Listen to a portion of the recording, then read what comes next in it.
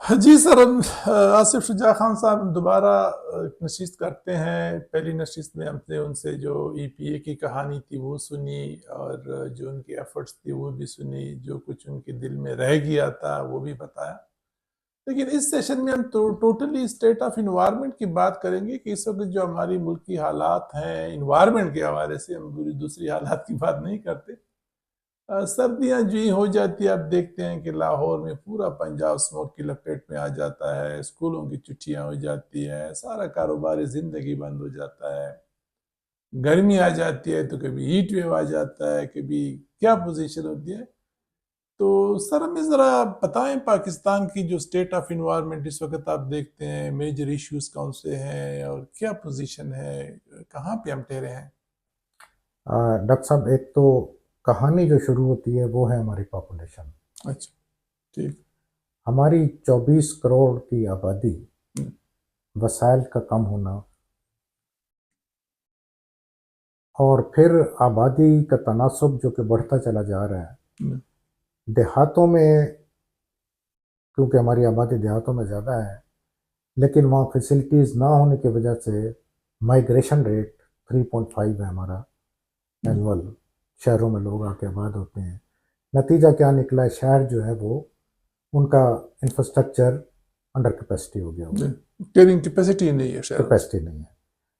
शुरू करते हैं सॉलिड वेस्ट से। अच्छा। ये जो कूड़ा क्रिकेट हमारा म्यूनसिपल वेस्ट शुरू होता जी। है, ये इस वक्त पाकिस्तान में जो वेस्ट है वो 50 मिलियन टन 50 मिलियन टन, यानी साल, तकरीबन 5 करोड़ टन 5 करोड़ टन सालाना। सालाना पाकिस्तान में जनरेट होता है। ठीक।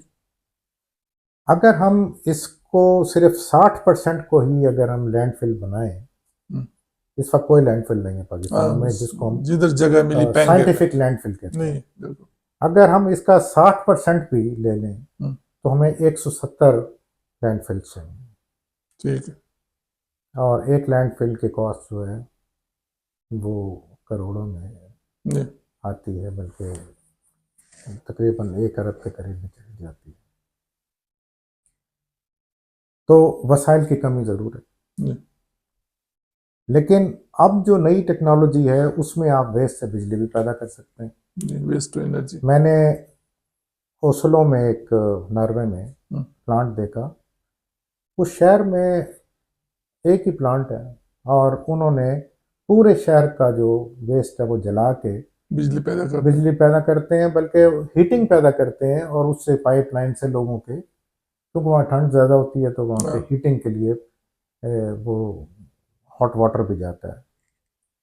तो उनको सबसे बड़ा मसला ये था कि वेस्ट ख़त्म होता जा रहा है हमारे मुल्क में, जी। पूरा नहीं होता। तो वो प्लांट उस वक्त भी अंडर कैपेसिटी चल रहा था। वो इंपोर्ट करते हैं। तो क्या हम यही इस तरह के मॉडल हम आई डोंट अपने नो एग्जैक्टली, अब इस मेट्रोपॉलिटन। वक्त सर मुझे याद नहीं है, अगर आपको याद है नॉर्वे या नेदरलैंड वो इंपोर्ट करते हैं वेस्ट। जी, वो क्योंकि कैपेसिटी उनका फिर प्लांट इनएफिशिएंट हो जाता है। हाँ, तो ये टेक्नोलॉजी अवेलेबल है, कोई इस पे ज़्यादा इतनी बड़ी इन्वेस्टमेंट नहीं चाहिए। जी। आप ना बनाएं, बिजली ना बनाएं, आप हीटिंग पैदा करवा दें। हम्म, आप उसको और पर्पसेस के लिए यूज़ कर सकते हैं।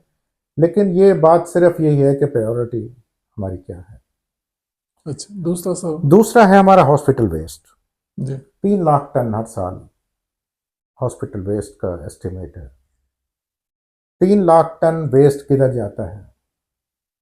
इंसिनरेटर्स चंद एक अस्पतालों में लगे हुए हैं, बाकी सारा म्यूनसिपल वेस्ट के साथ मिक्स इकट्ठा हो होता जाता चला है। जाता है। तो ये तो हमें एक गवर्नमेंट मुकम्मल पॉलिसी बना दें कि वेस्ट की डिस्पोजल जो है उसको प्रॉपर तरीके से करें। अब इसमें डिफरेंट व्यू पॉइंट है। बाज़ लोग इंसिनरेटर की मुखालफत करते हाँ, हैं, बाज लोग कहते हैं। जी। कहते हैं सिर्फ उसको ऑटो एनक्लेव कर दें। लेकिन बात ये बनती नहीं है। मैं इसका लिटरेचर भी पढ़ता रहा हूँ, अभी भी यूएस ईपीए इंसिनरेटर के फेवर में है। अच्छा, जब वो हाई टेम्परेचर पे हो। हाई टेम्परेचर पे हो और रिटेंशन टाइम सिर्फ 2 सेकंड का हो, हम्म, तो वो अभी भी चल रहा है। लेकिन उससे पहले वो चाहते हैं कि इसको डिकंटेमिनेट भी कर लें, अच्छा। प्लास्टिक्स वगैरह को भी ठिकाने लगा लें। और इन अस्पताल में 3 लाख की जो मैं बात कर रहा हूँ, इसमें एक तो आम वेस्ट है अस्पताल का, फिर इसमें होता है इन्फेक्शियस वेस्ट। वो एस्टिमेट ये है कि कोई हमारे मुल्क में जो है वो 75,000 टन इन्फेक्शियस वेस्ट है जो कि बीमारियां स्प्रेड कर 75,000 सकते हैं। टन क्या 75,000 पर टन पर पर ईयर। Per year? ठीक। अब इसको तो ज़रूर ही हमें हाँ टैकल सर। करना है, वरना फिर आपकी बीमारियां जो हैं वो बढ़ती चली जा रही हैं। जी। इंडस्ट्रियल वेस्ट की जब हम बात करते हैं तो अभी तक अनफॉर्चुनेटली स्टेटिस्टिक्स तक भी नहीं है मौजूद। इंडस्ट्री में तो वहाँ पे वेस्ट का कंसेप्ट ही नहीं है। कहीं भी स्टेटिस्टिक्स मतलब शहर के अवेलेबल बाहर तो नहीं है। आपको फिर भी कोई डेरान नजर आ जाते हैं हाँ, फेंकते, तो इंडस्ट्री में तो कोई इंडस्ट्री में कोई नहीं है, वो बस बस फेंक जिधर। देते हैं कोई हाँ। लो लाइंग एरियाज में, और वहां पे वो पड़ा पड़ा। अब उसमें टॉक्सिक वेस्ट भी होता है, बिल्कुल। हाईली टॉक्सिक वेस्ट होते हैं। तो इस पे मेरा ख्याल है बहुत तवज्जो देने की ज़रूरत है, और एक स्टडी मैं समझता हूँ नेशनल लेवल पे की जाए जिसमें एक कंपनी का वेस्ट दूसरे का रॉ मटेरियल हो। ठीक है।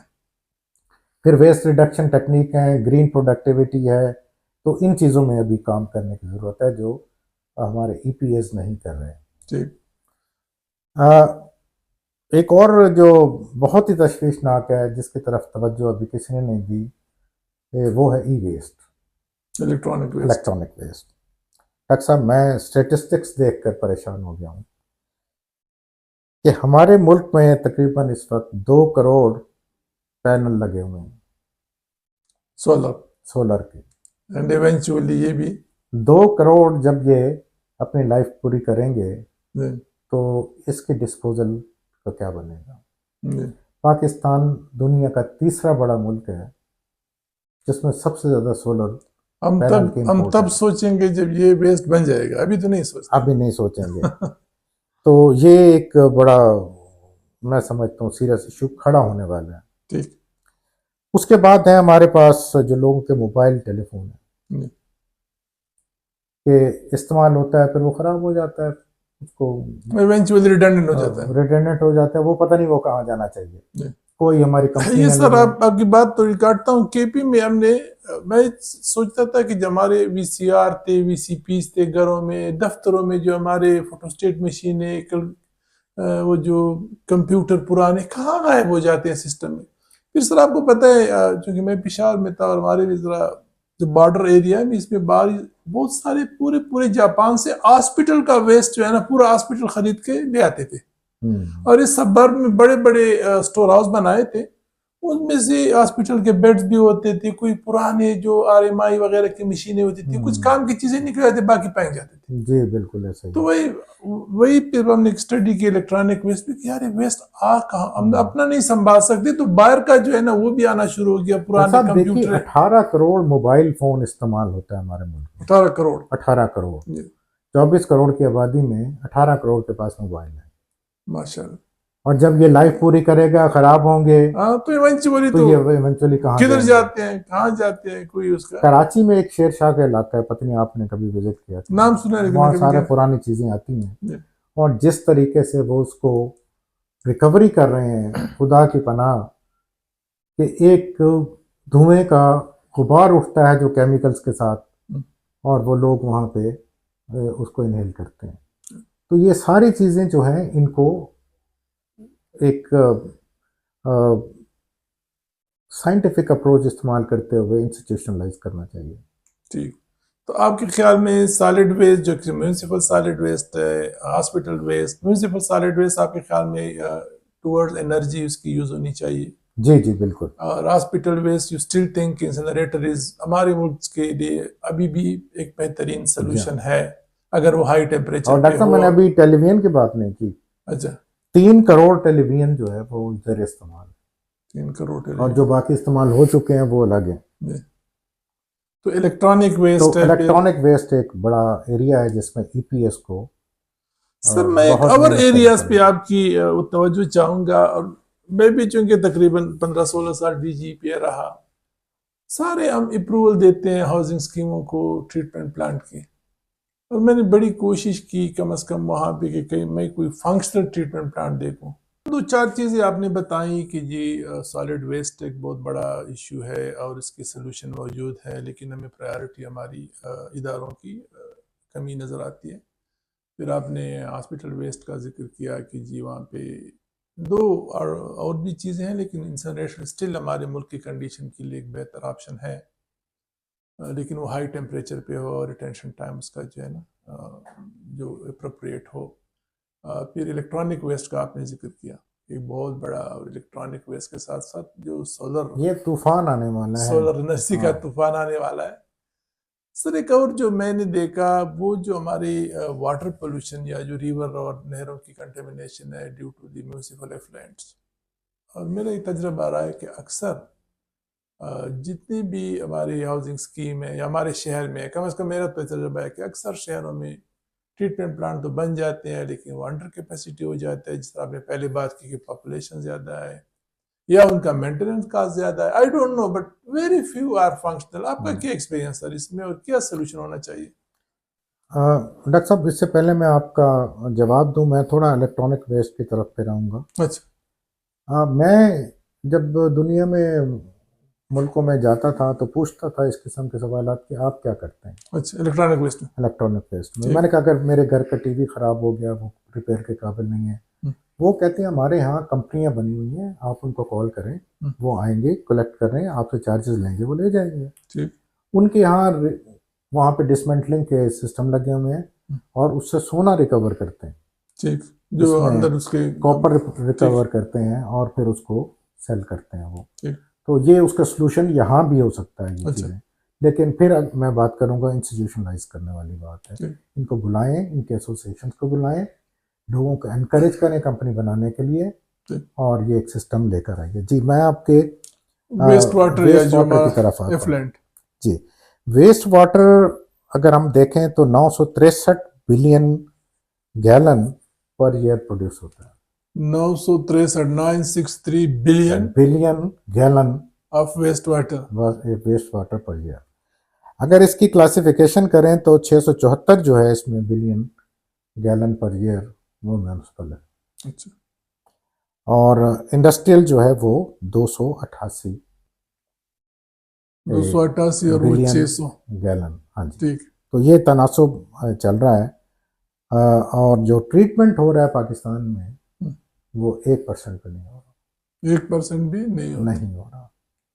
वजह आपने कही, वजह साफ ज़ाहिर है, एक तो बिल है कि ट्रीटमेंट प्लांट लगा तो कोई ज़्यादा इतनी अहमियत नहीं होगी बनिस्बत इसके कि कोई पुलिस बना दी जाए एनवायरनमेंट की, उसको वर्दियाँ पहना दी जाए, उसका ज़्यादा इम्पैक्ट नज़र आएगा। तो ये तो टेक्निकल सॉल्यूशंस हैं। इसके लिए एशियन डेवलपमेंट बैंक ने बहुत अच्छी ऑफर की थी एक दफ़ा। बिल्कुल आपको याद होगा, 6 प्लांट उन्होंने रिकमेंड किए थे पाकिस्तान में, और वो पब्लिक प्राइवेट पार्टनरशिप के बेस पर थे, combined effluent treatment plant. Industry को भी हमने ऑन बोर्ड कर लिया था। कुछ इंडस्ट्री तैयार हो गई थी कि जी हम पोल्यूशन बेस्ड प्रिंसिपल के तहत जिसका जितना हिस्सा ऑपरेशनल कॉस्ट जो है वो निकल आएगी। उसके लिए फिर रेगुलेशन आ गया, पोल्यूशन कंट्रोल रेगुलेशन, आपको याद होगा, वो इसी सिस्टम में बनाया गया था और उसमें STPI ने हमारी मदद की थी।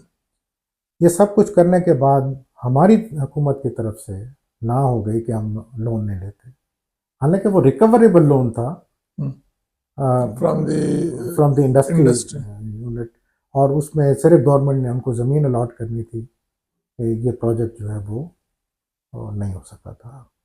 तो इसमें अब आपको पता है पानी की कितनी कमी है कि हमारा 1951 में 5000 मुकाब मीटर जो है पानी अवेलेबल था पर एनम, कम हो के 950 हो गया 2022 में, और आप सुना है 500 पे आ गया। लेकिन सर पानी के रिचार्ज के लिए भी तो हम कुछ नहीं कर रहे हैं। कुछ मेरा ख्याल है आप शुरू किया है, हम आपको पता है सर पे जब आती है तो फिर ही करते हैं। इस्लामाबाद में कोई 200-250 इन्वर्टेड वेल बना रहे हैं लो लाइंग एरियाज में। लाहौर में अटेम्प्ट्स हुई थी कि बारिश के पानी को टैंक्स बना के उसको स्टोर करें। जापान में तो उन्होंने एक लाजमी करार दे दिया हुआ है कि बिल्डिंग के नीचे पानी स्टोर करें। और हमारे भी बाई लॉज में, मुझे बाकी शहरों का नहीं पता, इस्लामाबाद में बारिश का पानी जो है उसको जब तक कलेक्ट करने का सिस्टम ना हो, मकान कोई नक्शे को अप्रूव नहीं करते। लेकिन यहाँ पे वो है नहीं, इम्प्लीमेंटेशन नहीं है, तो ये करने की ज़रूरत है इसमें। सर एक और इशू मेरा जहन में आ रहा है, चूँकि अभी जो टैग था, टेक्निकल जो असेसमेंट GMOs का, GMOs के बारे में सर आपकी क्या ख्यालात हैं? जी, जेनेटिकली मॉडिफाइड ऑर्गेनिजम्स, अब ये इंटरनेशनल कन्वेंशन प्रोटोकॉल्स में आता है, कार्टागेना प्रोटोकॉल में। इसका ताल्लुक फिर हमारी सेहत के साथ है। जिस तरह से केमिकल्स का है, ये बायोकेमिकल्स उसमें आ जाता है। इसमें बाज़ ऐसे बैक्टीरिया और वायरसेस डालते हैं बीज के अंदर, ताकि जब पौधा बड़ा हो तो उसमें ऑलरेडी पेस्टिसाइड के प्रॉपर्टीज़ हों, उसको एक्स्ट्रा पेस्टिसाइड ना स्प्रे करना पड़े। तो कोई पेस्ट उसको अगर खाता है तो वो मर जाता है। बाजार तो बहुत अच्छा ये है कि इससे जील्ड अच्छी होगी और ये होगा, लेकिन ये जेनेटिकली मॉडिफाइड है। इसमें जो चीज़ें डाली गई हैं वो बैक्टीरिया और वायरसेस के जीन्स हैं जो पौधे के अंदर जाते हैं। इसके क्या इम्पैक्ट्स हैं? बाज़ ऐसी स्टडीज़ हुई हैं, जानवरों पे ज़्यादातर हुई हैं, जिससे उन्होंने कैंसर डेवलप हुए हैं, रैबिट्स में भी और माउसेस में भी म्यूटेशन हो जाती है, जीन म्यूटेशन हो जाती है। इसमें कॉर्न को ज़्यादा अहमियत दी हुई है। अमेरिका में अगर जाएँ तो कॉर्न के उन्होंने कैटेगराइजेशन की हुई है कि कैटल्स को और खिलाते हैं, इंसानों को और खिलाते हैं। हमारे तो यहाँ चलियाँ गलियों में लेके जाते हैं, और यही बात मैं कहा भी करता था जब वो गैर मुल्की आते थे कि जी क्यों नहीं आप ये करते, तो हम उनको यही कहते थे, भाई हमारे यहाँ रेगुलेटरी सिस्टम नहीं है। हमारे यहाँ तो कोई GMO को टेस्ट नहीं कर सकता, बता सके कि इसमें कितने % GMO मटेरियल है। सिर्फ क्वालिफाई कर सकते हैं, वो भी सिर्फ चंद एक हैं, फैसलाबाद में है, लाहौर में है, कैम वाले निब्ज और कैम और निब्जी वाले हैं। तो मेरा कहने का मकसद ये था कि हम बायोटेक्नोलॉजी को उस वक्त ले आए, GMOs को, जब हम इक्विप्ड हो और फिर लेबलिंग सिस्टम हो कि चीज़ के ऊपर लिखा हो। देखिए मैं कंज्यूमर हूँ, मैं नहीं खाना चाहता GMO, मुझे पता तो हो इस चीज़ के अंदर GMO है, तो उसके स्टैंडर्ड आपको बनाने पड़ेंगे कि इसमें कितने % GMO होगा तो वो GMO कहलाएगा, उससे कम होगा तो वो GMO नहीं होगा। चलिए सर, आप अगर हमारे व्यूवर्स को कुछ और बताना चाहते हैं, नहीं तो फिर मैं एयर पोल्यूशन की तरफ आऊँगा। हाँ प्लीज, जो कि बहुत बड़ा मसला बना हुआ है इसमें। स्मोक की हमने बात की, स्मोक की बात की थी हमने। हाँ डॉक्टर साहब, पहले तो मैं थोड़ा स्मोक का आपको इशू बताऊं, ये है क्या, जिसको अंडरस्टूड नहीं किया जा रहा। होता ये है कि खलीज बंगाल, बे ऑफ बंगाल जो है, और इंडियन ओशन में यहाँ पे तूफान आते हैं जब, साइक्लोन्स, उन साइक्लोन्स की वजह से मॉइस्चर फिजा में बहुत ज़्यादा आता है, और ये शुरू होता है अक्टूबर के महीने में, अक्टूबर के 24 अक्टूबर के बाद से। और ये पूरी एक लेयर जो है, जिस तरह मानसून वहां से चलते इस तरह वो चलती है बांग्लादेश, सर्दियों में ये चीज, इंडिया और पाकिस्तान, वो पूरी बेल्ट है। इसको जब हिमालय से ठंडी हवा मिलती है तो ये अपर एटमॉस्फेयर में फॉग बना देती है। तो वो एक ठंडी शीट जो है वो सैंडविच बन जाती है, गर्म हवा ऊपर और गर्म हवा नीचे, बीच में एक ठंडी लेयर बनती है। तो दिन की जितनी पोल्यूशन होती है वो जब ऊपर जाती है तो वहाँ ठंडक की वजह से फिर वो नीचे आ जाती है। तो this is called temperature inversion. ये फॉग नहीं होती, ये यहाँ पे शुरू हो जाते हैं, स्मॉग हो गई है, यहाँ पे पोल्यूशन एक्यूमुलेशन होती है वो टेम्परेचर इन्वर्जन की वजह से अपर एटमॉस्फेयर में। ये 24 अक्टूबर से लेके 15 नवंबर तक रहती है। इस दौरान में कयामत मच जाती है हमारे मुल्क में कि जी भट्ठे भी गिरा दो, पुलिस बना दो, इस पे वो कर लो, कंट्रोल करो। असल चीज जो रोकने वाली है वो पोल्यूशन के सोर्सेज, उसका इम्पैक्ट मैं आपको बताता हूँ। ट्रांसपोर्ट 47% उसका इफेक्ट है। हमारे यहाँ जो तेल की कंजम्पशन है, मैंने उससे अंदाज़ा लगाया 30 मीट्रिक टन पर डे है, जो कि तकरीबन 11,000 मीट्रिक टन पर ईयर बनती है। इसमें बड़ा हिस्सा जो है वो हमारे ट्रांसपोर्ट में जाता है 47%। 43% जो है वो पावर सेक्टर में जाता है। तो ये 47% ट्रांसपोर्ट, 43% आपका 43 ये आपका पावर सेक्टर में गया। ऑलमोस्ट उसके बाद 7% इंडस्ट्री में जाता है, 97 तो फ्यूल जलता है, और बाकी 3% है जो डोमेस्टिक और चीजों में। तो 90%। अब हमने पावर प्लांट्स को और ट्रांसपोर्ट सेक्टर को टारगेट करना है। ठीक।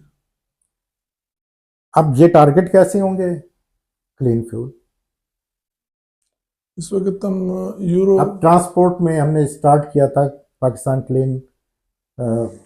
क्लीन एयर प्रोग्राम, आपको याद होगा, काउंसिल ने अप्रूव किया था पी कैप के नाम से।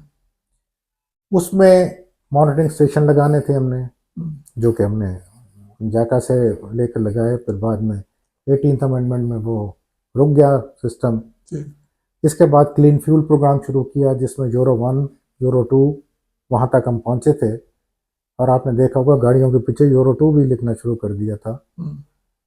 फिर इसी तरह यूरो 3 4 में हमने जाना था। इस वक्त दुनिया में क्या 6 चल रहा है? इसमें 6 चल रहा है। डीजल में, पेट्रोल में तो टेक्नोलॉजी भी बहुत अच्छी आ गई है कारों में, लेकिन एक हमारे जो लोकल मैन्युफैक्चरर्स थे वो हमारे ज़माने में 2000 सन में 1986 के इंजन लगे हुए थे, जो हमने अमेंड करवाए थे फिर। तो फिर उसके बाद यूरो 2 लिखना शुरू किया। अब एक्चुअल कितना होता है ये रिसर्च ऑक्टेन नंबर से पता लगता है। रिसर्च ऑक्टेन नंबर है कि वो तेल के जलने की सलाहियत को रिप्रेजेंट करता है। क्लेम करते हैं कि पहले 80-87 हुआ करता था, फिर 90 पे लेकर आए, फिर 92 पर लेकर आए, अभी ये कहते हैं कि 92 है जो सुप्रीम कहलाता है, और जो हाई ऑक्टेन है वो 97 के करीब है। लेकिन एक्चुअली टेस्ट किए गए हैं ये 89 आता है, और फिर इसमें मिलावट भी होती है, तो वो रॉन उसको पूरा नहीं मिलता, तो तेल सही जलता नहीं, तो मिशन ज़्यादा होती है। दूसरा हमारी ट्रैफिक मिक्स है, उसमें 70% जो है वो मोटरसाइकिल है। 2 स्ट्रोक भी है, 4 स्ट्रोक भी है। 4 स्ट्रोक भी हो तो जो गाड़ी इमिशन देती है आजकल, जो नई गाड़ियां आ रही हैं, मोटरसाइकिल के पोल्यूशन ज्यादा है। अच्छा, इवन 4 स्ट्रोक भी हो तो फिर भी ज्यादा। अच्छा, एक कार को आप चलाएं उसकी इमिशन कम है, क्योंकि उसमें कैटालिटिक कन्वर्टर लगा हुआ है, उसके अंदर ऑटोमेटिक सिस्टम लगे हुए हैं, तो उसकी इमिशन कम होती है, मोटरसाइकिल की ज़्यादा है। तो हमें टारगेट मोटरसाइकिल को करना है, और पंजाब गवर्नमेंट ने तो अब इलेक्ट्रिक मोटरसाइकिल लेकर आ रहे हैं, सोल्यूशन आ रहा है उसका, और लोग ट्राई कर रहे हैं। तो एक ट्रांसपोर्ट सेक्टर को तो बसेस वगैरह भी इलेक्ट्रिक इंट्रोड्यूस करा रहे हैं। तो ये तो एक चीज़ हो गई। पावर सेक्टर को कोई नहीं टच कर रहा। पावर सेक्टर में बल्कि उसमें साफ गैस के बजाय अब हम उसको कन्वर्ट कर रहे हैं कोल पे। इवन सी पैक के तहत 8 पावर प्लांट इस वक्त चल रहे हैं जो कोल पर है। और कोल भी कौन सा इस्तेमाल करते हैं, जिसमें सल्फर 1% से लेकर 14% तक है। तो इसकी डिसल्फराइजेशन या कोई टेक्नोलॉजी नहीं? इसमें पार्टिकुलेट मैटर्स पैदा होते हैं, PM 2.5, PM1, ये छोटे छोटे पार्टिकल जो हैं ये हजारों किलोमीटर जाते हैं दूर। अब अगर साहिवाल में आपका कोल का पावर प्लांट लगा हुआ है, तो उसका इम्पैक्ट अगर विंड डायरेक्शन उस तरफ है तो लाहौर को हिट करेगा, पंजाब के दूसरे शहरों को हिट करेगा। गुजरावाला में आपकी सारी इंडस्ट्री है, स्टील मिलें हैं, वहाँ पे डर्टी फ्यूल इस्तेमाल करेंगे या डर्टी स्क्रैप इस्तेमाल करेंगे, उससे प्रॉब्लम पैदा होगी। इस वक्त आप देखिए जो पंजाब में कोई 10,000 ब्रिक किल्स जो हैं वो ऑपरेट कर रहे हैं और उसमें कोयला इस्तेमाल हो रहा है जिसमें 14% तक सल्फर है। तो सल्फर जब फिजा में हो और उसका अमोनिया जो कि लिबरेट होती है गार्बेज में, जो कि ओपन डंपिंग होती है, या ये जो फुजला होता है बाड़ों का, उससे अमोनिया खारिज होती है तो वो अमोनियम सल्फेट बनता है। और अमोनियम सल्फेट भी जो है वो इतने बारीक पार्टिकल होते हैं नेकेड आई से नज़र नहीं आते, तो ये स्मॉग में मदद करते हैं। ये ठीक। असल जो स्मॉग शुरू होती है वो दिसंबर में होती है, जबकि टेम्परेचर बहुत डाउन जाता है और खेतों को पानी मिला होता है, तो वो ग्राउंड लेवल फॉग फिर बनना शुरू होती है और ग्राउंड लेवल फॉग स्मॉग में बनती है। तो ये दो फिनोमिना हैं जो कि सर्दियों में होते हैं। तो कहने का मकसद ये है कि हमें सोर्स को कंट्रोल करना है। आप कोल अगर आप इस्तेमाल करते हैं 5-6% जिसके अंदर सल्फ़र है या 14% सल्फ़र है, तो फिर तो ये कंट्रोल नहीं होता। आप चाहे उसके लिए फोर्स बना लें, पुलिस की फोर्स बना लें, उनको वर्दियां पहना दें, चलान कर लें, भट्ठे गिरा दें, तो इस तरह होगा नहीं। हमें फ्यूल क्वालिटी की तरफ लाजमी जाना पड़ेगा। जी व्यूवर्स, बड़ी अच्छी डिस्कशन रही आसिफ शुजा खान से, और आपको तकरीबन सारे इश्यूज के बारे में जो है ना, जो उनके ख्यालात थे, यकीनन ही उसके वसी तजर्बा जो है ना 30-40 साल के जो इस फील्ड में हो रहे हैं, कि हमें सोर्सेज पे जो है ना, जहाँ से एक्चुअली पोल्यूशन का सोर्स है उसको टैकल करना है। अब थोड़ा सा हम तस्वीर का दूसरा रुख भी इससे देखने की कोशिश करेंगे, क्योंकि सर आप रिटायर हो गए 2014-16? मैं 14 में 14 2014 में ये रिटायर हो गए। तो रिटायरमेंट के बाद ये थोड़ी सी जो है ना कंसल्टेंसी का काम भी करते हैं, एज एक्सपर्ट वो करते हैं। तो जब आप कुर्सी के उस तरफ बैठे होते हैं तो तस्वीर कुछ और नजर आती है, जब आप कुर्सी के इस तरफ बैठे होते हैं तो फिर तस्वीर। सर हम आपसे ये एक्सपीरियंस करेंगे कि अब आप अपने जो आपके कवानीन जो बने थे, रूल्स रेगुलेशन या ये के, आज जब आप एज अ कंसल्टेंट आप जाते हैं तो कैसे देखते हैं सर? कहाँ पे आपको लूप होल नजर आते हैं? कहाँ पे आपको इम्प्रूवमेंट कोई है, या विल नहीं है, या कुछ और चीजें हैं? कैसे नहीं देखते हैं उसको सर? डॉक्टर साहब, मैं तो जब टेबल के दूसरी तरफ भी था उस वक्त भी कभी मैंने ये नहीं कहा कि पोल्यूशन कंट्रोल हो गई है सर मैं अब भी उस तरफ टेबल के हूँ, अब भी मैं कहता हूँ कि पोल्यूशन बड़ी सीवियर होती है। एक चीज़ जो अच्छी हुई है हमारे मेरा ख्याल है वो एनवायरमेंटल इम्पैक्ट असेसमेंट है, जिसमें कुछ पेशरफ्त हुई है, लेकिन अभी मैं भी उस पर भी मुतमईन नहीं हूँ, क्योंकि बाज़ ऐसे इन्फ्लुएंशियल प्रोजेक्ट होते हैं और जल्दी में होते हैं, उसकी EIA नहीं होती। किंग प्रोजेक्ट होते हैं इसके। सर मैं आपको स्टोरी बताऊं, जो वर्ल्ड बैंक का होता है ना, उसके मैं थाईलैंड गया था AIT में EIA पे ट्रेनिंग पे, तो कोई 2.5 महीने का वहाँ पे वर्ल्ड बैंक में मैं गया था। तो वहाँ पे पढ़ाया जाता था, तो EIA का ये कैटेगरीज है, उसने एक कैटेगरी बताई किंग प्रोजेक्ट। तो हमने कहा जी किंग प्रोजेक्ट कहते हैं, जो किंग कहते हैं तो फिर इसकी EIA नहीं होती। ये बादशाह ने कहा है, अब बस ये नहीं डॉक्टर साहब, इसमें मैं समझता हूँ कि मिनिस्ट्रीज का बड़ा दखल होता है। CDA में कोई EIA नहीं बनती थी। ठीक। हत्ता कि मुझे एक साहब ने जो मेंबर थे, उन्होंने एक दफ़ा मजाक के तौर पे कहा था मुझे कि हम आपसे अप्रूवल लेंगे, ये शुरू की बात है। तो मैंने उन्हें कहा था हाँ एक वक्त आएगा सही आप लेंगे। 0 पॉइंट पे कंस्ट्रक्शन शुरू हुई, बहुत बड़ा प्रोजेक्ट था 0 पॉइंट का, जहाँ पे पूरा वो ट्रैफिक का उन्होंने सिस्टम किया। वो वज़ीर आज़म साहब ने उसका इफ्तिताह किया। इसका एडवांटेज लेते हुए CDA ने काम शुरू कर दिया। मैंने अपने वज़ीर साहब से जिक्र किया, मैंने कहा जी मैं इस पे नोटिस सर्व करने लगा हूँ CDA को, आप मेरा कितना साथ देंगे?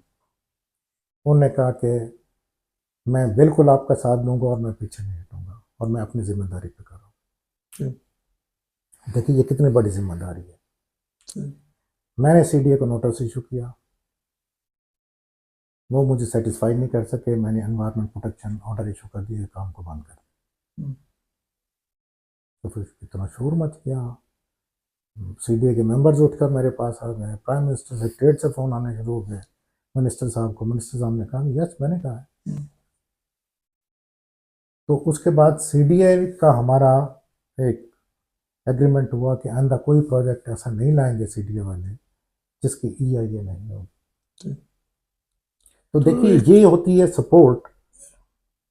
अब ईआईए बाईपास होने लग गई हैं, आते तो हैं कुछ, लेकिन कुछ बाईपास भी हो रही हैं। ठीक। तो हमारे ईपीएस को चाहिए, कोई टेंडर आता है, कुछ आता है, तो यकीन दे उनको एक लेटर लिख दिया करें, रिमाइंडर दे दिया करें। और ये हमारे डिपार्टमेंट में जो मेरे कोलीग्स थे, उन्होंने ईआईए सेक्शन में यही कुछ किया कि जो जहाँ से भी इंफॉर्मेशन आती थी तो वो उनको नोटिस सर्व करते थे कि या तवज्जो दिलाते थे। हमने सर, मैं जब केपी में था तो हमने एक कोशिश ये की कि खासकर जो कि आपको भी पता है कि प्राइवेट सेक्टर तो आ जाता है काबू, मतलब कि सिस्टम ऐसा है ना हमारे, लेकिन गवर्नमेंट सेक्टर में तो हमने उनसे ये कहा कि जब एडीपी तैयार हो ना, जून में बजट में पास जाते, तो उस वक्त से उसको स्क्रूटनी करके सारी इदारों को लिखो कि भाई आपके ये प्रोजेक्ट जो है ना एडीपी में रिफ्लेक्टेड है, इनकी आई जरूरी होगी। डॉक्टर साहब ये पहले था और इनकी आई जरूरी होगी। आपको याद होगा जब प्रोजेक्ट सीडीडब्ल्यूपी में आते थे, तो एक नुमाइंदा एनवायरमेंट का होता था। अच्छा। उसे मैं भी रिप्रेजेंट करता रहा हूँ और मैं भी तकरीबन 16 साल पीडब्ल्यूपी वहां पे हम लोग ये पॉइंट रेज करते थे।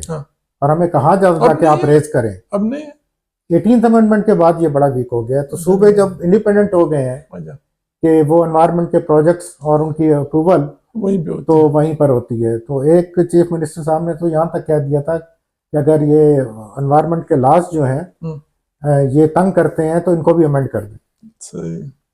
तो वो पहले एक किस्म का रेजिस्टेंस होती थी कि भाई फेडरल वाले फिर आ जाएंगे, कहेंगे कि जी ये प्रोजेक्ट में ये नहीं हुई।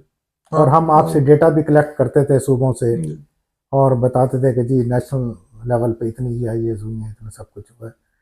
तो ये एक मेरा ख्याल है सेटबैक हुआ है। चले सर, अब आखिर पे जरा हमारे जो यंगस्टर है, नौजवान है, इस फील्ड में आना चाहते हैं, यूनिवर्सिटियों में इन्वायरमेंटल इंजीनियरिंग पढ़ते हैं, इन्वायरमेंटल साइंसेज पढ़ते हैं, उनके लिए सर कोई मैसेज, कोई पैगाम, कोई रहनुमाई?